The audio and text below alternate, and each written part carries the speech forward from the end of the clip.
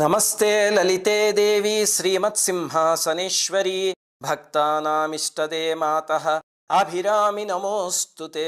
चंद्रमंडल मध्यस्थे महात्रिपुरसुंदरी श्रीचक्रराजनिलये अभिरामि नमोऽस्तुते। मार्कंडेय महाभक्त सुब्रह्मण्य सुपूजिते श्रीराजराजेश्वरी त्वं ह्यभिरामि नमोऽस्तुते।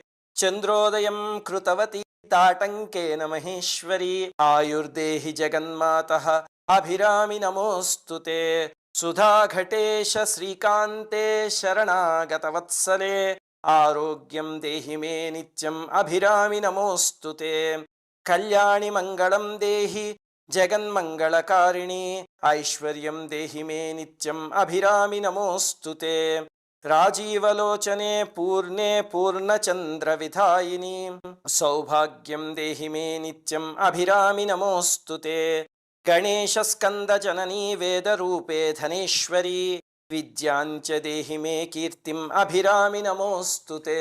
सुवासिनी प्रिये मातः सौमाङ्गल्यविवर्धिनी माङ्गल्यं देहि मे नित्यम् अभिरामि नमोऽस्तुते। सान्निध्यं कुरु कल्याणी मम पूजा गृहे शुभे बिम्बे दीपे तथा पुष्पे हरिद्रा कुङ्कुमे मम